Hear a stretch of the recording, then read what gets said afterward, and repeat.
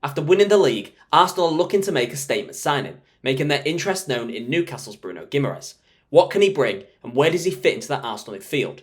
We're joined by Opta analyst Ollie Watkins to discuss the move further. Ollie, thank you for joining us. How are you? I am very good. How are you, Jordan? I'm good, thank you. I mean, Guimarães to Arsenal would be a huge statement of intent, but just how important is he to Newcastle? Yeah, I mean, this one I think would be an absolute bombshell, to be honest, if Arsenal did, or anyone really did manage to prize Guimarães away from Newcastle. He is Mr. Newcastle. He is their captain, their leader, their best player.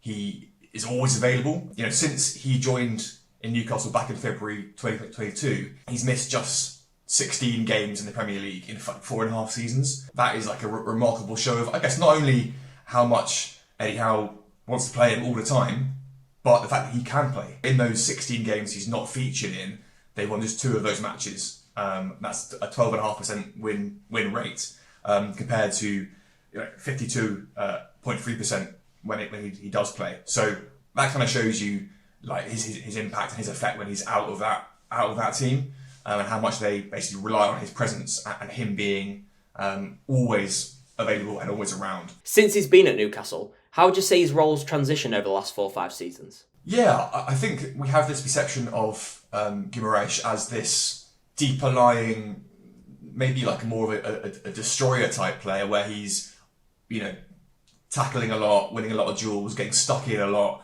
and perhaps lacking a bit of the technical qualities of a more advanced player. But I think if we look at his touch map from last season compared to the season beforehand, he's playing a lot further forwards. He's pushing up into that sort of like right-hand side half space as a right-sided number 8. Yeah, I mean, his output kind of speaks for itself. He scored 9 goals last season for Newcastle, which was his highest in a season, but also Newcastle's top scorer last season as well in the Premier League, and also got 5 assists, which again was a team high. And so you kind of get the sense that he's almost doing everything. He is, he's winning duels, he's leading the team, scoring the goals, creating the goals. Like this player is just so important for Newcastle. His stats show his quality on the ball, but Arteta loves someone who's also elite off the ball. Does he fit into that category? Absolutely. I mean, absolutely. We have seen Arteta and Berta definitely favour a certain profile when it comes to their transfers. They have clearly prioritised physicality when buying players. Arteta demands a lot of his players physically, in duels, a lot of hard running, and so getting someone like Guimarães, who, let's be honest, can do that side of the game really, really well, is kind of like a match made in heaven, really. When you kind of compare his numbers off the ball with Arsenal's other midfielders, he actually ranks very favourably in that regard. So last season won 6.1 duels per 90, which is the most of him plus any Arsenal midfielders. I think next on that list was Mendy at 4.6, and he ranks, again, he tops all Arsenal midfielders for tackles won and ranked highly for recoveries too. So he is great off the ball and will add real sort of steel and physicality to the midfield. And finally, probably the hardest one, where does he fit into that Arsenal midfield? Is he a starter? I think you don't sign someone like Bruno Guimarães and have them not be a starter. I think he is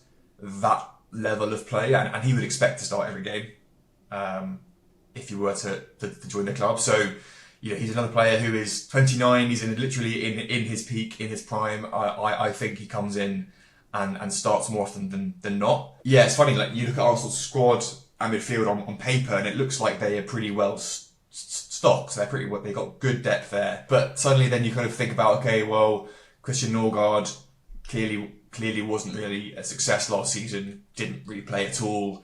There's a bit of lack of trust there. I think he might move on. Odegaard is, I suppose, he's less reliable physically with injuries recently, and so suddenly take those 2 people out of the equation, and actually you do need a bit of more bodies in midfield. I think Arsenal again will probably play, if all goes well, they'll play 65 games this season, going deep in all 4 competitions, and you just need legs, and you need genuine Premier League quality legs in midfield. We have seen someone like Declan Rice is struggling a bit with a long season, and having someone who can play alongside Rice or indeed, reliever rights if he is just playing every game and is knackered. That is so important.